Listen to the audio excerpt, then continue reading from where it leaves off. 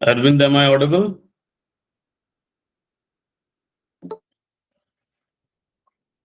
Yes, sir. Please proceed.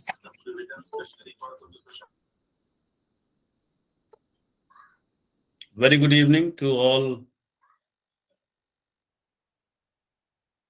present here this evening.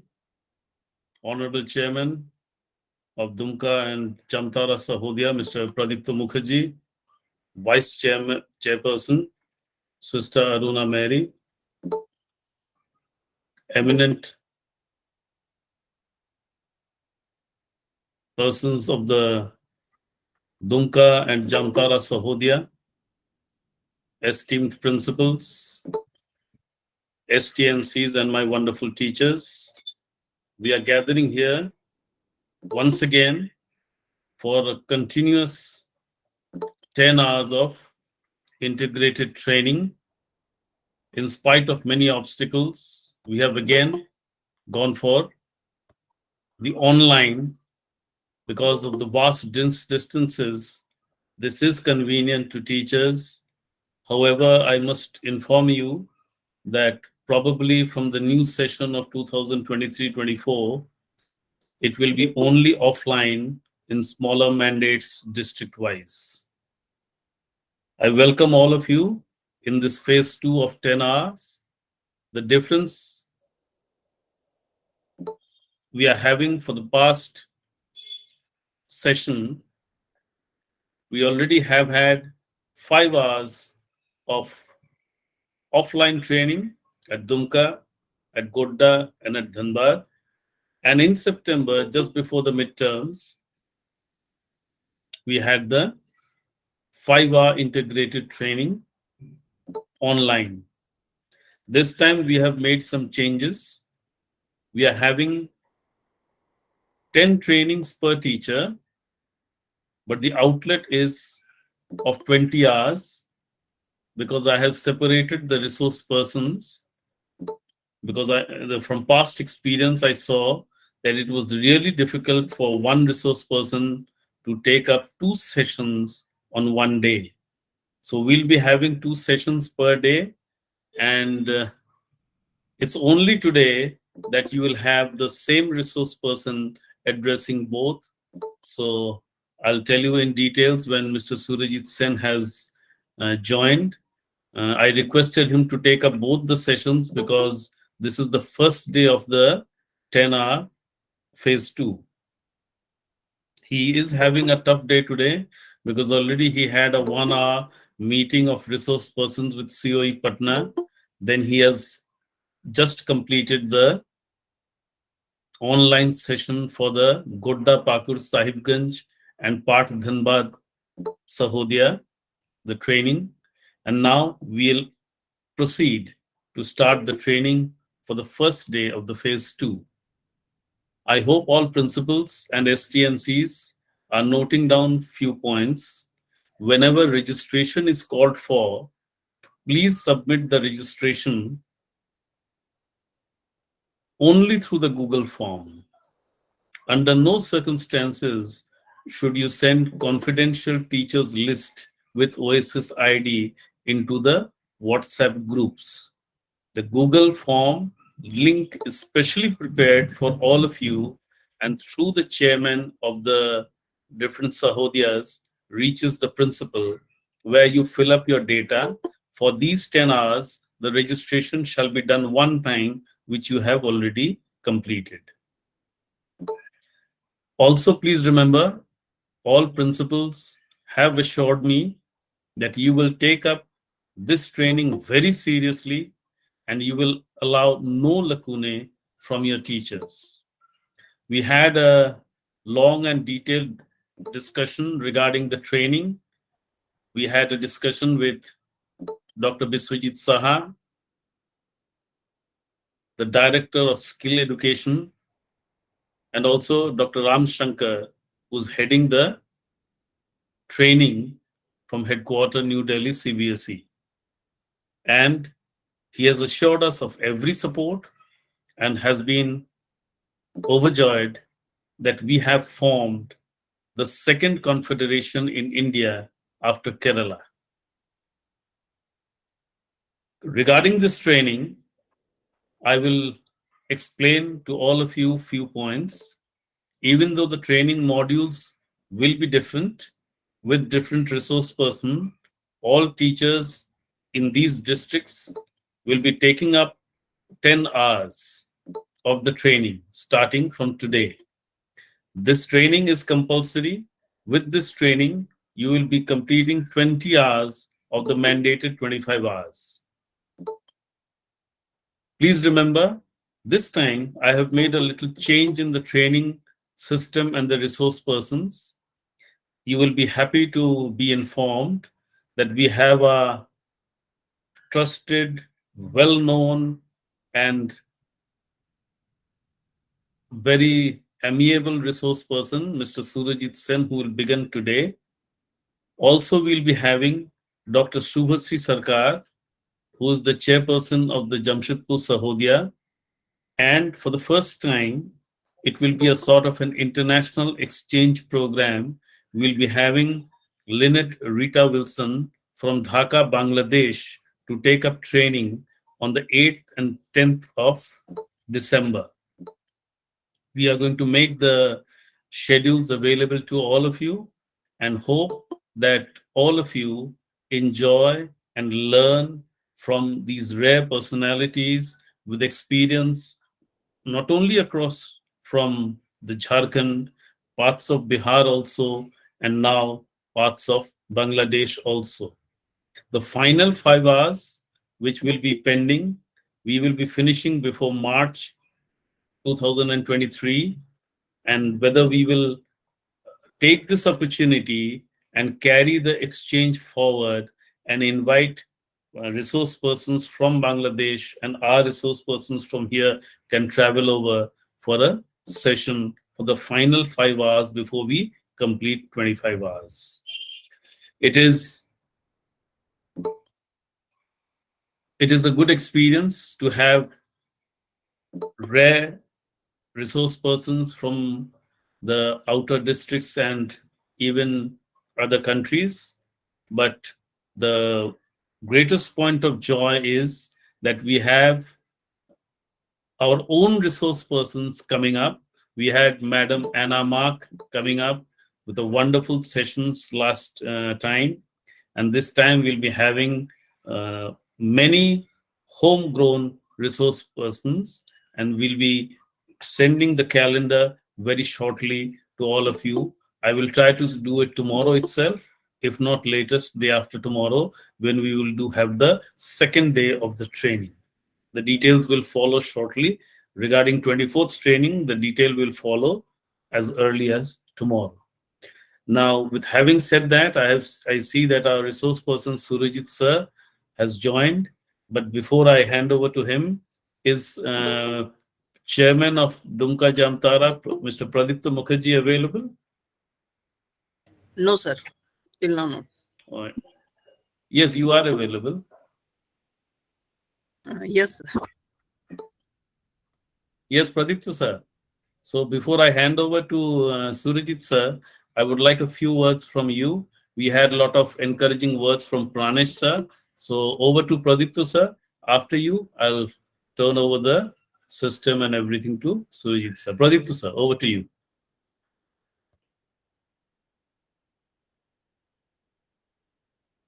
Please unmute yourself. Hello. Yes, sir. Hello. Please proceed. Yes, sir. Hello. Good evening, everybody. Today we start our second phase of training.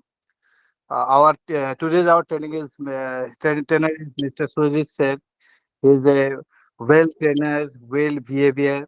I hope we all trainers enjoy the training and it is very useful and faithful for us. Surajit sir, we hope you will be a great trainer of India. We hope. Not only one wonderful thing is that कि hello I am audible आवाज cut रही है Yes, hello sir. Please proceed, sir. We are listening. Suresh sir you are role model of our Dumka, Godda, Central Pargana and Dhanbad. So today's training is very useful of us. Thank you. Suresh sir, thank you. Thank you, Pradipto sir. And with this, I will thank all of you for joining us on time. This is information for all of you that it's 6 o'clock now, and exactly at 6:15, Arvind sir and admin group will prohibit any entry after 6:15, as has been mandated by the various chairmen. So with this, Surajit sir needs no introduction. He has been the player at the forefront. And like I've always said, I always like to start with my best batsman. So once again, Surajit sir, I hand over to you to start the proceedings. Sir, please. Thank you so much, sir. Thank you very much. Once again, very good evening to our mentor, our guide, Zubin Bose, sir. Very good evening to TK Sinha, sir. Very good evening to Pravit Putra Mukherjee, sir. Very good evening to all the respected principals. Many of your names I could not remember right now, so please pardon me for that. But you all are very much in my heart, and I always respect you and keep you at a very high esteem. And of course, my good learned colleagues, my teachers, without whom this training program is of no use at all. So good evening to all of you, and we will go with today's program, that is achievement test and drafting test items. But before that, let me tell you, just give me 2 minutes to little bit time to tell you something. That today I had a meeting with COE Patna head, Mr. Tarun Kumar, and you know, for the last 2 years, online training programs are going on from CBSE. Various offline programs were also going on in-house trainings, and all the information has reached to COE Patna. And I, along with another 10 colleagues of mine, co-resource person of mine, have been designated as star performers of training program, both for CBSE as well as for in-house. So this achievement is only possible when we have good guides like Zubin sir, Pradipto sir, TK Sinha sir, and good teachers like you all who are always there to encourage me to go forward. Second thing is that I have been again given the national duty of training the principals. Right now it will be for Jharkhand and Bihar, and then it will become pan-India. That is the information that they have from headquarters, Delhi. Again, this is again a big achievement definitely for me, and obviously it is all for all of us. So we all will meet and we will share each other's success in this. This success is only because of you people who are with me, always guiding me. So with this, we'll move forward and we'll move with today's program. Sometime there will be some technical problems here and there. In the previous program, it arose and I was disappointed with that. So I hope this problem will no more be there, and we will move forward with our program today. Drafting test items and assessment test. So let's go forward. Let me first share it.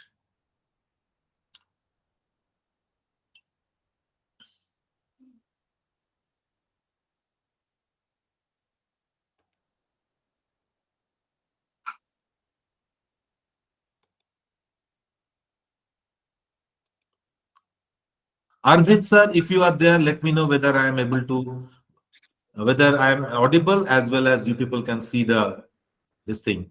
Yes, sir. You are audible and your presentation is also visible, but your photo is not visible, sir.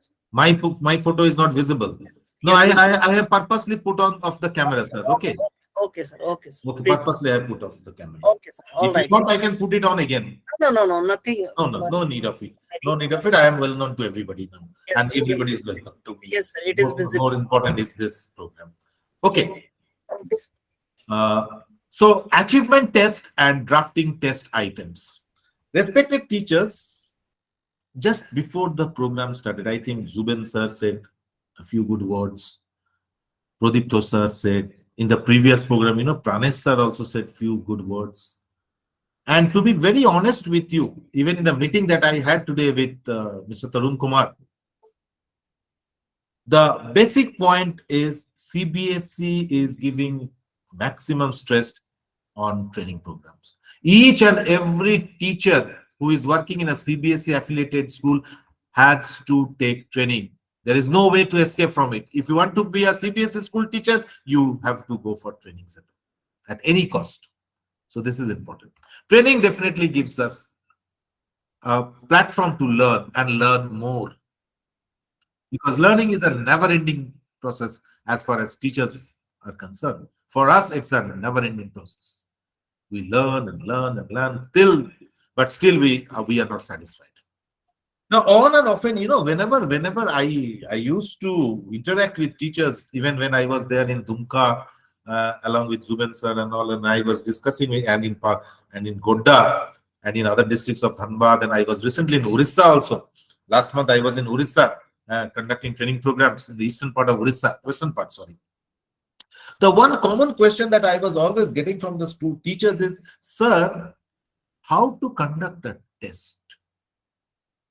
How we will make questions? How we will write? How the students will write the answers? What will be the marks distribution? What are the exact material we need in an answer? So like that, lot of queries were coming. Even during these meetings, and sometimes they used to write to me also.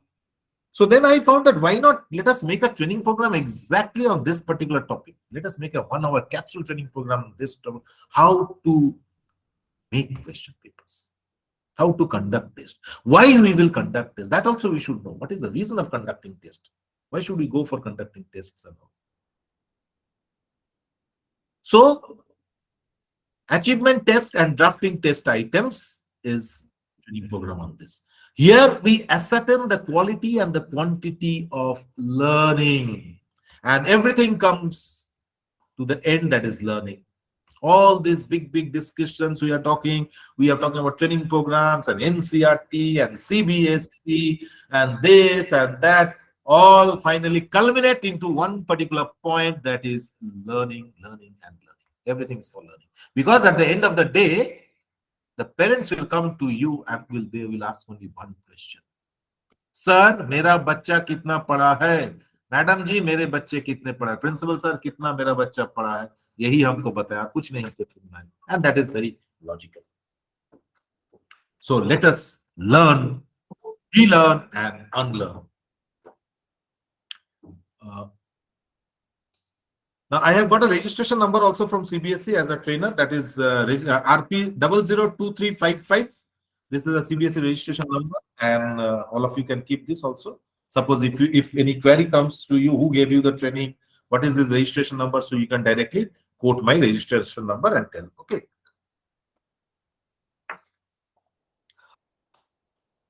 Let's go. Now, assessments and evaluation. Assessment means conducting the test, and evaluation means correcting it. Bas, they are the either side of the coin. Play a very important role in teaching learning process. Yes, assessment and evaluation. See, you teach the students for a particular period of time. Generally we have terms in the schools, no? Mid-term and final term, we say, or first term, second term, or term 1, term 2, term 3, like that.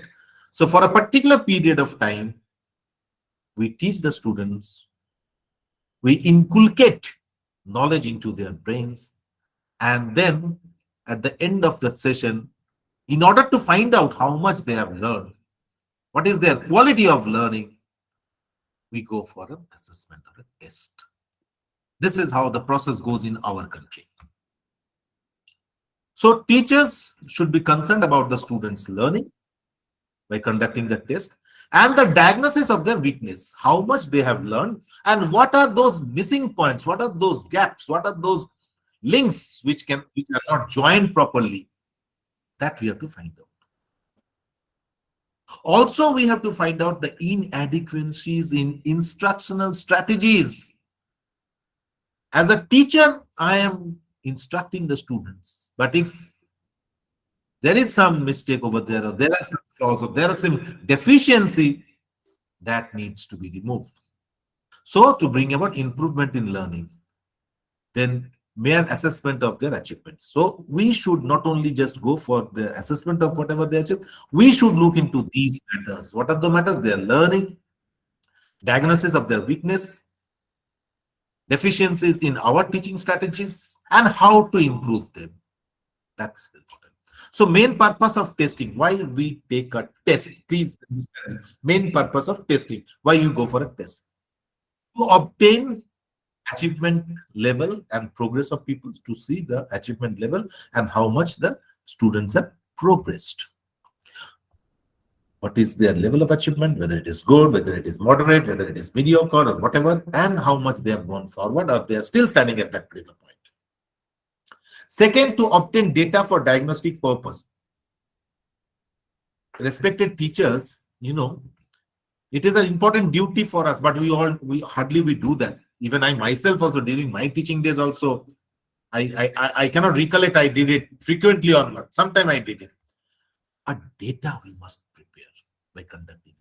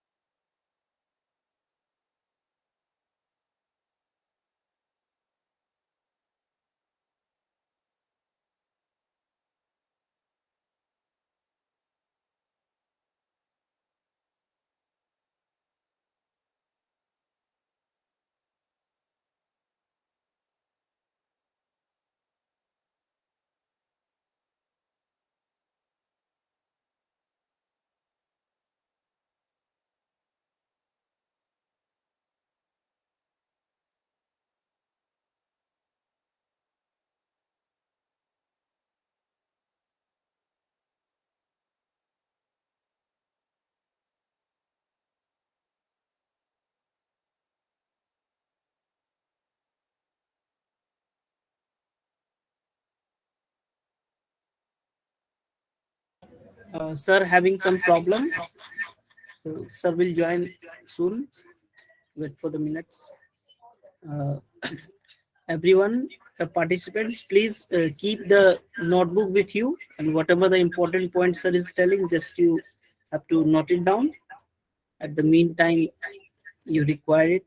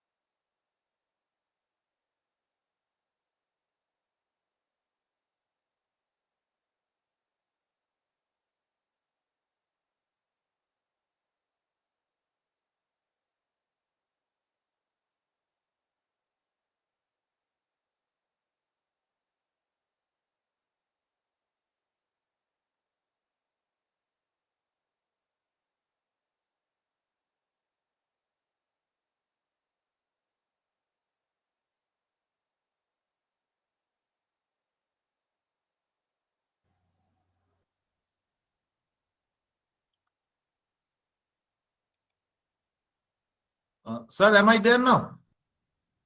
Yes, sir. Okay, okay, Please sir. proceed. Right, sir.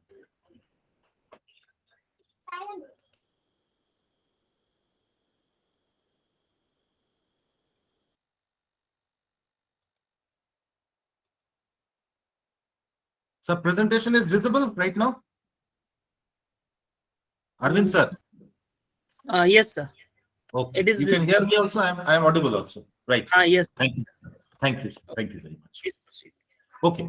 So the question now comes, what is the main purpose of going for this testing? First of all, to determine the achievement level and the progress of the pupils, how they are doing progress. To obtain data for diagnostic purpose, just now I was telling that sometimes we don't do the data, but we should. To identify the interest of the student, very important. What the students are interested for, what they like. We just cannot use our importance on them and make them interest on that. Their importance is important to us. To identify the underachievers, why they are not scoring, what needs to be done. To identify concept, attitude, and personality pattern of the students. You know, some students, some gifted students are always there who always have this quality of giving us answers in different ways.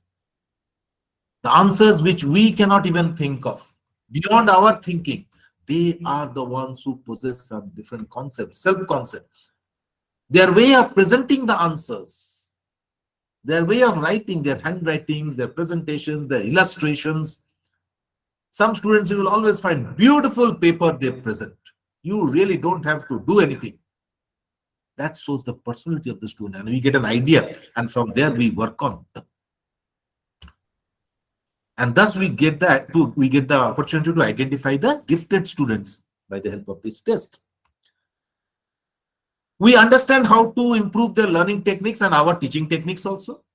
Last 2 points are a sincere teacher, a teacher with honesty, a teacher with passion and compassion will always give emphasis to these last 2 points to improve the learning techniques and to improve the teaching techniques also. If the students are scoring less, then I have to have some deficiency with me, and I have to do something to make sure that deficiency is removed, and it is removed for once and for all. That's very important. So these are the main purpose of testing. There are many more purposes you can add on, but these are the basics one. Okay, let's go forward. Now we will see the definition. It's very important to understand the definition of achievement test, what exactly it is. In a common man's language, it is like this. For you and me, it is like this. This is a device for measurement. This is a device for measurement that helps in asserting the quality and quantity of learning. In the beginning, I don't know. It is a way of measuring how much a student has learned and what is the quality of his learning on the subject after a period of instruction given to them. So we have a period of instruction. After that, how much the student has learned. Suppose if a student out of 100 marks has scored 99%, means what? Both the quality and the quantity of the learning of the student is very good. In another case, it may be that neither the quality nor the quantity of the student is very good. Or it can be that if student has scored around 60%, means what? Okay, quantity wise also it's okay, quality wise also it's okay, but still it has not gone up to that level. Okay, so this is how we measure. But according to these two famous educationalists of all time, Moon and Lindquist, according to them, it is a general achievement test which is designed to express in terms of single score of a student's achievement in a given field of achievement. Means what? In a very simple way, we make a question paper, say we have a question paper of 100 marks, and out that is the given field in which how much the student has achieved, 90, 60, 70. That is what an achievement test is, how much the student has achieved. Or more simply, a test conducted to find how much the student has learned. It's as simple as that. Okay, let's go a little forward. Objectives of achievement test. That was the use. Now the objective. What is the main objective? We all have some objectives. To judge the competency of the teacher and also emphasis on his or her teaching methods. This is what we generally do, to find out, to judge the competence, how much competent enough the teacher is, how much emphasis should be given to how much he or she gives emphasis to his her or teaching methods and applies them regularly to get the best results. To realize the degree of understanding, comprehension achieved by the students and how much the student have understood, how much they have been able to comprehend That is also important for this objective. To offer a chance to the students to apply the knowledge gained by them in new situations, when new subject is taught, when something new is taught, and then we give them opportunity to give us an idea how much knowledge they have gained. Say, for example, from class 6 onwards, we start algebra, which is a complete new approach towards mathematics for the students who studied up to class 5. So after we teach them algebra for a certain period of time, then we take a test to find how much knowledge they have gained in this new situation, with this new subject. Or say, for example, to a student of class 7, when you start teaching them about thermodynamics, movement due to heat, thermo means heat, okay, thermodynamics, then that is a complete new idea to them. No? So when you take a test, you try to find out how much they have understood. So that is also one of the objectives of tests. Also to know that they are to test their various skills achieved by the students, like drawing, observation, etc. Along with test, we don't not only go for the writing skills and knowledge, we also want to see other qualities they get, like how to draw, how to observe. By observing only, they will be able to draw. By observing clearly, they will be able to write. So these are some of the qualities that we look for within our students. To identify the subject matter which the students have difficulty in comprehending. Yeah, it may be that in the subject, the same subject, certain parts are there which the student is not able to answer properly, whereas a few parts they have answered properly. That means what? These are the difficult parts which they could not comprehend, and now it becomes our main duty to make them understand once again. So these are the main objectives of achievement tests when you conduct tests, and if you follow these guidelines, I'm sure your tests will be much better. Now, there are two types of achievement test. Okay, there are two types of. One is the standardized test. This is the one in which there is a fixed procedure, there's a fixed scoring pattern, and this is given at different places in the same time, like the board examinations. The board exams are standardized tests. They are same from Kashmir to Kanyakumari, from Gujarat to your Arunachal Pradesh, Nagaland. Same process, same method, same thing. And there is a teacher-made test, which the teacher prepares by herself or himself in the classroom.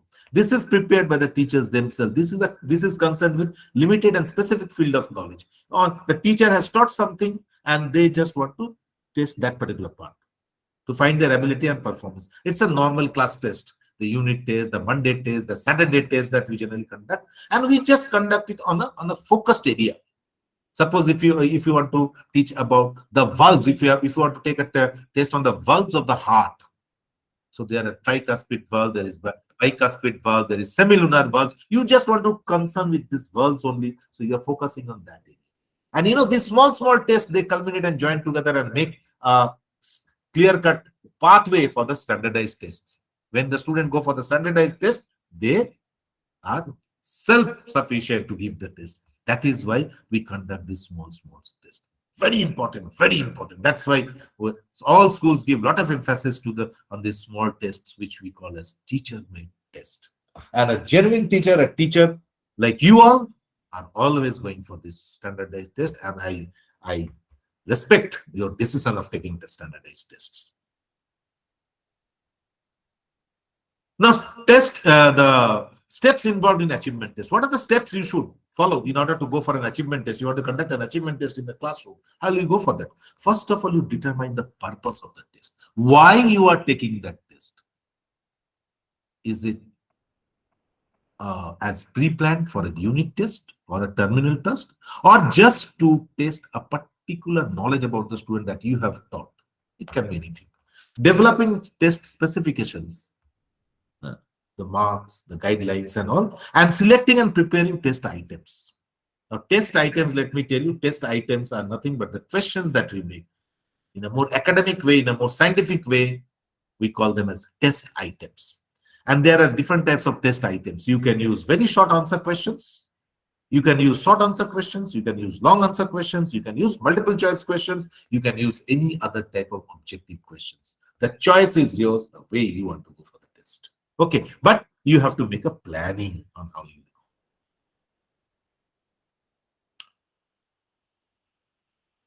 Now we will come to the point called as drafting test items. What is this? The task, first I will talk about the technical point, and then in a simple language I will tell you. The task or Questions that are used to construct tests and examinations are referred to as items. And the range of techniques involved in preparing those items are collectively referred to as item writing or drafting test items. Means what? The process of preparing the question paper. The way you make the question, the way you write the question, that is known as item writing or drafting test items. Again, I repeat, items are prepared. Okay. Technically, we call them as items. Okay. So drafting or writing both are same. The basic, what is a test actually? It is a fundamentalist stimulus response pair. Biology teachers know this thing much better. Response to stimuli, that part of biology, of the nervous system.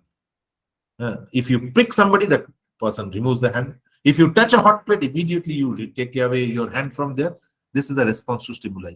What is this? What is the stimuli? That hot plate was the stimuli. As soon as you touched it, you removed. That was the response. Why you removed the hand? Because your body will not accept that temperature. So that is why it is the response. So that's why that same way we give a stimulus, we ask a question, and the students respond it. And that response that we get, we determine a proper score for that by interpreting the answer and taking a decision or an action on it.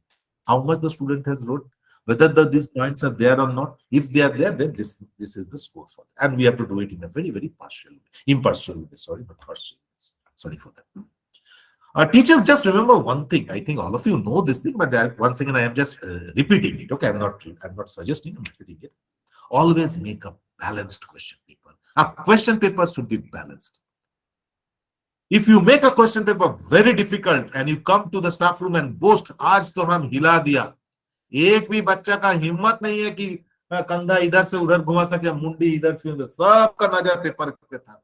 अब पता चलेगा कि भंबल sir कैसा sir है. हमको भंबल बोलता है ना, हमको ये बोलता है ना, हमको वो अब पता चलेगा. Or there can be another situation. Immediately after the exam, the students come dancing out from the class. What a paper it was. What a cakewalk it was. Oh, I have done this. हम तो छक्का पे छक्का मारते गया. Both the situations are not appropriate. Making a very difficult paper is also not good. Making a very easy paper is also not good. A question paper should be a complete, balanced, answerable paper. 25% absolute difficult questions, which will compel the students to think. 25% easy questions, anybody can answer, and 50% a mixture of all these things. A test should be an answerable test. Students should enjoy the test. It's not that they should get scared and they should start feeling bad and they should start getting depressed and all these things. No. And a truth I will tell you, and universal truth is this: no matter how good teacher you are, no matter how brilliant teacher you are, no matter how great teacher you are, how honest teacher you are, how sincere teacher you are, how passionate teacher you are, how much compassion you have, if your students don't pass, you are nothing. Take my words. It may hurt you somewhere down the line, but I'll tell you, teacher, this is the irony. You have taught sincerely, you have given your air out, heart out. But if your students don't score, your principal will directly tell you, Mr. Sen, you are good for nothing because the students have not scored. My principal will tell me the same thing. Mr. Surajit said, you are good for nothing as a teacher because your students have not scored. So either improve or the gate is open for you. Yes, this is the irony. I'll tell you, this is a blatant truth. Well, let's go forward. Drafting test item. How we'll continue with drafting test item. Now, CBSE question paper, consists of 3 types of short answer. Just a minute. Are you missing anything? No. CBSE question paper consists of 3 types of short answer questions. We have very short answer questions, which are of 1 mark. Very short answer. And this thing should start. We should start practicing this right from class 6 onwards to prepare the children for the board examinations.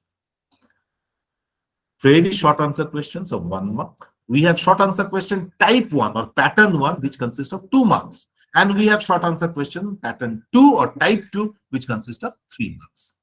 Now, the very short answer questions are those which have one specific response, simply 1 word, and can be marked quite objectively. It can be marked quite objectively. More content can be tested through these questions, and more reliability and validity can be ensured. When we are looking for that particular word or that particular phrase or that particular sentence, that means what? We are compelling the student to study deeply into the subject. And when they study deeply, they will get complete knowledge about the subject. That is the purpose. Many a time people think, एक word वाला answer तो कुछ होता ही नहीं है. No, they are the most specific and most appropriate ones to test the knowledge of the students. It gives us a complete sense of reliability, and validity can be ensured from that. These questions help in testing examiners' knowledge by asking to supply a word, phrase, or a figure or a sentence. Yes. This needs deep study. Very short answers can be effectively used in all school subjects. You can use it in all physics, chemistry, mathematics, English, Hindi, Bengali. You name the subject and you have the subject with you. Drafting test items, we'll continue with that. Now we will go to type 1 and type 2, a little longer answers where marks have increased from 2 and 3. By the way, one more thing. Now, in a very short answer question, if it is of 1 mark and 1 word is needed, 1 word is needed. Maximum they can go for a 1 sentence. If for 1 mark answer a student write 20 words and a sentence and make them sentences and words combined together to come to 20, 25, then it's absolutely 0. No idea about it, you have the liberty to cut it. Sometimes we go for this, no? Okay, the person is somewhere around the answer, chalo number de deta hai. Board, what board is doing, that's a different story. But in your school, you teach the students in that way so that they will never make a mistake and they will go for that specific answer only. The short answer question 1 and 2, they are open-ended questions and request students to create an answer. They are commonly used to access the basic knowledge. When we go for the basic knowledge, every action has an equal and opposite reaction. Okay, explain this. 2 marks or 1 mark, 3 marks we answer. The basic understanding of the subject. Applications and may require a complete or short descriptive. They may sometimes give us a complete or a short descriptive or a qualitative answer to it. Okay. They can make diagrams also, and some explanations can also be given. Short answer questions are appropriate in measuring a student's understanding of principles that has been taught. No, we teach the principles and how to apply those principles. No, that is what we are here for. Okay, grammar, whether it is grammar, whether it is physics, whether it is chemistry, the principles and how to solve the problems and application of these principles. Short answer questions go beyond recall and recognition. Beyond recall means something beyond their syllabus. It can sometimes, I mean, the portion or their thinking. Okay. Now, guidelines, how to prepare. This is a very specific part. Okay, if you want, you can take a photograph of this also. Guidelines for developing very short answer questions and short answer questions. The item should be worded specifically and clearly. Item means the question. When you want a specific answer, you want a clear-cut answer from your student, then you have to make a specific question. Your question should not have any flaws. The words, the sentences, the grammar, the comma, the full stop, everything should be perfect. Then only it will be a complete good question, otherwise not. And later, you just cannot ask the student, no, I asked this, why your answer is like this? So, wording of the questions. Like suppose you can ask a question like this. Listen to this question. So although we hardly give emphasis to grammar in science and all, but the process should be given. Emphasis should be given to them. Like I'm asking a question, name that particular chemical compound present in atmosphere which helps in photosynthesis for plants. Now listen to the question. Name that particular chemical compound present in the atmosphere that helps in photosynthesis. Now, if a student writes carbon dioxide, C-A-R-B-O-N, carbon, D-I-O-X-I-D-E, dioxide, carbon dioxide, it's a clear-cut answer, full marks. But if the student just writes CO2, then it can be the wrong answer. You can say, sir, why? Now, see, I am asking to name the compound, not the formula of the compound. Okay, so this is some of the things that I want to talk. So whenever you are making a question, and if you simply write, name that substance which helps in photosynthesis, then if the student writes carbon dioxide or water or whatever, all are correct answers. Okay, so that is why you have to be very, very, and this is not also a complete question also, the student will beat around the bush. The learning point should be 1 or 2. If it is a 2-mark question, ask for 2 learning points. Don't ask for 4 learning points or 6 learning points. Okay. If it is, and teach the student that these types of answers should be completed within 2 to 5 minutes. We also have to teach them how to write the answers, isn't it? Now, avoid copying statements or verbatims as basis of items. Okay, don't copy anything from the book and just put it over there. Make your own questions as possible. In completion items, place the blank near, or suppose if you ask, complete the sentence with the following. Okay, then if you are asking for a blank or something like that, then try to put the blank. I'm not saying it is like this, but you can do it. You may do it. Try to put the blank at the end of the sentence or the beginning of the statement. Okay, and use 1 or 2 blanks. Don't use too many blanks for the sentence. Standardize the length of the blank, especially to my colleagues who are there in the middle school and the junior school. I want to put this idea with you, that whenever you are going for this fill in the blank, because maximum fill in the blanks we have in the middle school and the junior school. Suppose if you want an answer which is a word which is having, say, 10 letters. So when you are making the question, your dash, the length of the blank that you are trying to provide, should be big enough to make the student understand that this blank needs a word which is a long word. Suppose the word I have over here, developing. Now, for the word developing, just see my cursor over here. For the word developing, I have to give such a big, not this much. I am telling the question, but quite a long blank. Now, if I just make a blank which length is only covering D and E, and I expect a big word from them, do you think it is logical? You may say, no, the student can guess that it is a big word. Why the student will guess? In the exam time, they are not supposed to guess the question. They're supposed to write the answers which they know, and they should read the question and they should understand it immediately. They should be able to comprehend. That is the purpose of making the question. So these are small, very, very small items, which if taken very seriously, unique questions can be made. And please make your own questions. You are capable enough, you are innovative enough to make your own. Don't just look for the question at the back of the book, or say from some reference book here or reference book from there. Make your own questions within the syllabus, within the portion. Wonders will happen in the classroom, I will tell you, respected teachers. Wonders will happen. We'll move with test items, drafting test item, long answer type questions. The interesting one where you will get a lot of stories. The long answer requires a written response, which is sustained form of writing.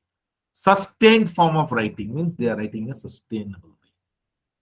Not moving up, not moving down, not suddenly going out, suddenly going in. The learner is allowed to have freedom and with respect to wording, length, and organization of the answer. They have the freedom. How long they will write it. It's a 150 letter. Suppose we specify 150 words. Now that 150 words, how he will place it, how much of the 150 can go to 160, 150 can be around 145, but not less than that and not much more than that. So that thing we have to teach them. Okay, so how they organize the answer, how they write. Sometimes the answer can start from the back, sometimes the answer can start from the front, but as long as the answer is there, as long as the correct answer is there, that is important. As long as the correct answer is there, then no issue should be there. But a distinction should be made between long answer question used to measure knowledge and long answer questions to test writing skills in languages, which is called writing task. Sorry, they are written, it is not TUSK, it should be TASK. Okay, there is a mistake over there. See, science, social science, or other science background subjects, where maybe we don't look for that much of what you call beautiful words or great words or words of beauty to garnish the answer. We may not need them. We need to know their knowledge. But when you are looking for answers in languages, suppose if a student is writing a letter, which is supposed to be a long answer question, if a student is writing a paragraph, then we expect to have that they possess good writing skills. Their answers should be flavored and garnished with those types of words which will bring a different aroma in the answer, and which will compel the examiner to give more marks. So this distinction should be made. Okay. Long answer question should begin with such terms as support your answer with this, or justify. Okay, sometimes we say, no, justify the statement that Aurangzeb was responsible for the downfall of the Mughal Empire in India. Justify the statement, and the student will write within 150 words why Aurangzeb is considered as the person responsible for downfall of the Mughal Empire. Or evaluate. Suppose you can start evaluate how double decomposition reaction is more effective than single reaction. I mean, like this you can do. Or analyze. No, you can ask a question. Analyze. Give a complete analysis of the shapes of temples in India, starting from extreme south to extreme north. The students of social science give a complete structural study of the temples. The North Indian temples are quite tall with gopurams. By the time we come to the central India, that the temples become dome shaped. Again, when you go towards the north, extreme north, the temples become triangular in shape, cone in shape. Then the temperature, the climate, the region, all these things play a vital role in shaping this, which gives an idea of the ancient engineering. I mean, like this, you can ask the question. Compare, looks for differences. Compare the working of a human heart with that of a cockroach. Something like that. Contrast, describe the entire process of digestion in human body. So like that, we can ask for long answer questions. Okay, this is a very short description of how we can write questions, how we can make questions, what type of answers we expect, and what type of questions we should make. If we follow this, then definitely we will get some good ideas about making questions, and question making will become very easy for us. We don't have to depend on others. Why should we? We are learned people. We have been teaching our children for such a long time.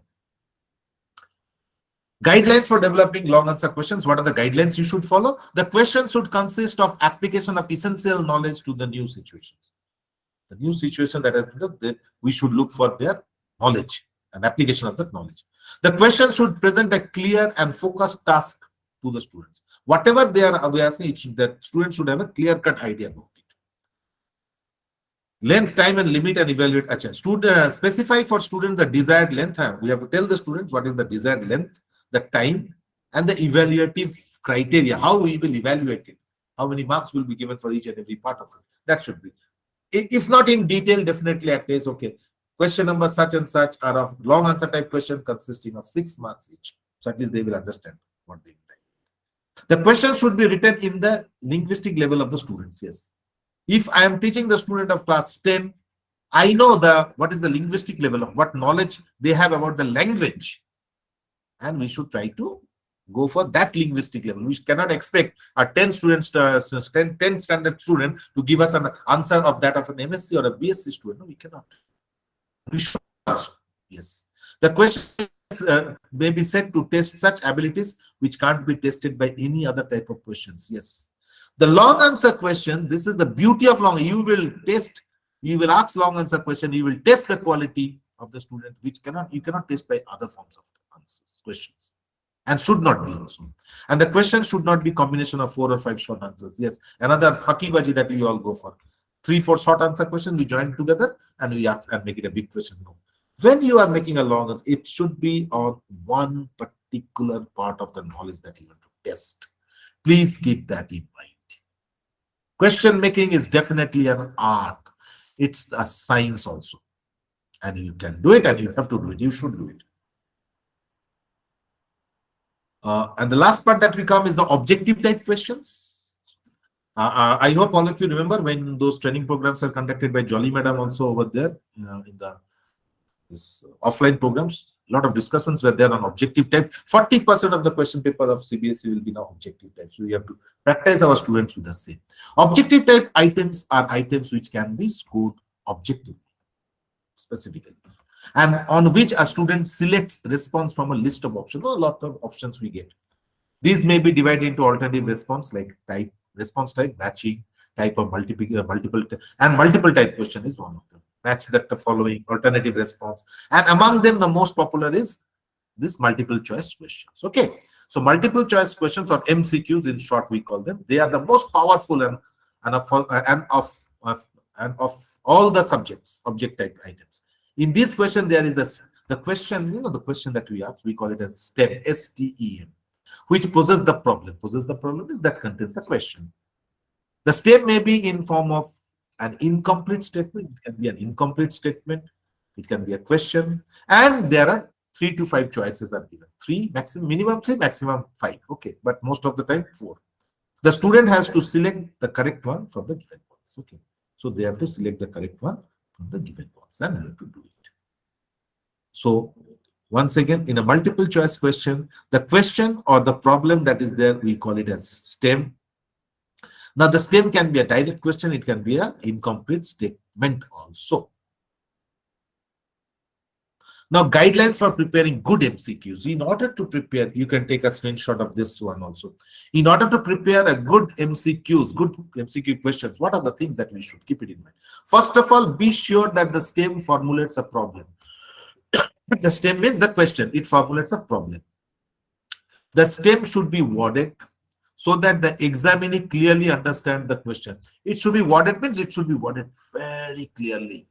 You just simply cannot expect that a student will guess the question in the examination hall. No, the student should read the question and immediately understand the question. That is the first criteria.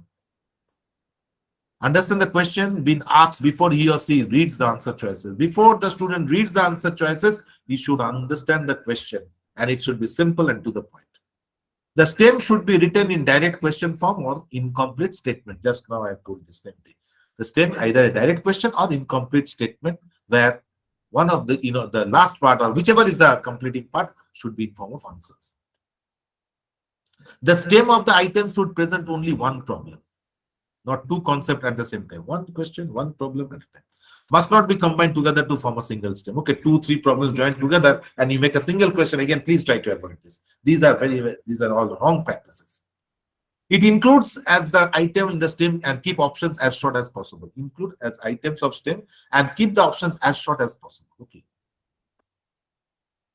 Unnecessary words and phrases should not be included in the STEM. Unnecessary, irrelevant, useless words should not be used. No, please don't use them.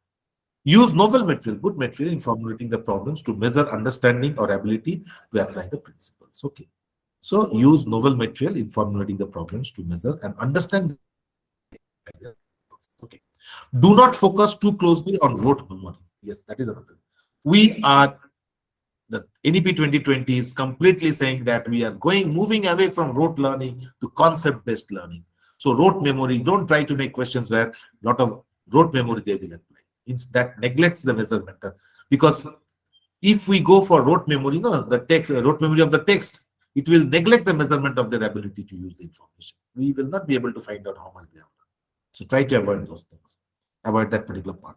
The correct answer should appear at each position and not at a particular position. Yes, this is another common thing that we all do in order to hasten up our correction path. We have given 10 MCQs and all the answers are option A and A. So we see the answer, all are A, chalo, mark it. We don't even bother to go deep into the matter. No, give options at different positions. Give the correct answer at different options. A can be the correct answer for question 1. Question 2 can be B or D or C. Like that, go in a zigzag manner. Please don't follow one particular pattern. That is a wrong practice. Avoid using none of the above, none of the above, all of the above, both A and B as options. These are again fakibaji. This limits the students thinking for the answer, looking for the answer. Avoid this. Give 4 answers, 4 options which are closest to the correct answer. That's what IIT, JEE, main exam and all these things they look for. You will find that the answers are so close to each other, the correct option, that it really makes the student think. We want the student to think for the answer. We don't want them to have any problem in reading the question. Okay, this is something that I want. Okay, so with this, we come to the end of this program. This is somebody else's. Okay, and again, my phone number and this thing is there with you all. Whenever you feel like calling me, you are most welcome to do so. You can write to me also. And if you want to add more things in this particular training program, it's a very good training program, I will say. It's a very good module. It helps us to know a lot many things. If you're interested, please do write to me. Okay. Everything is open for you. I am always there to listen to you, to solve your problems, and to learn from you all. With this, we will end today's program. Suben sir, once again, thank you for giving me the opportunity to interact with such beautiful teachers over there. Thank you so much.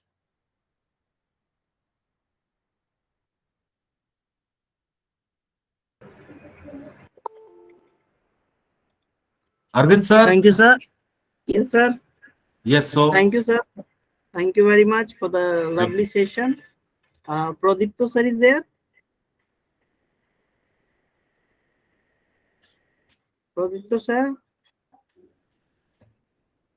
Yes, sir, but my mic is not in working, sir.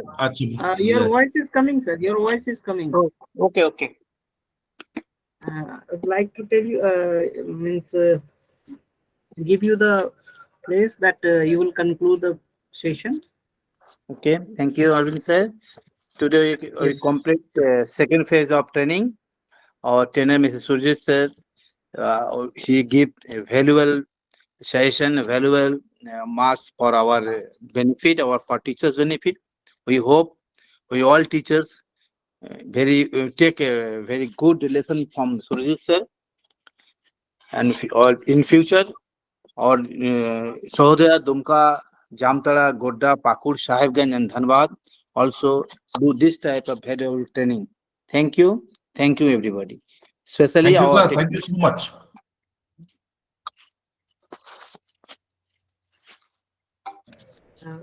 Participant attendance link is also there, so please go and submit your attendance.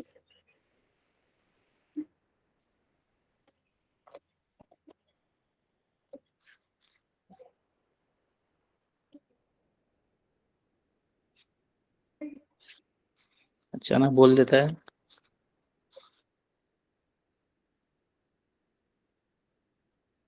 Arvind sir, shall I remove myself now, sir?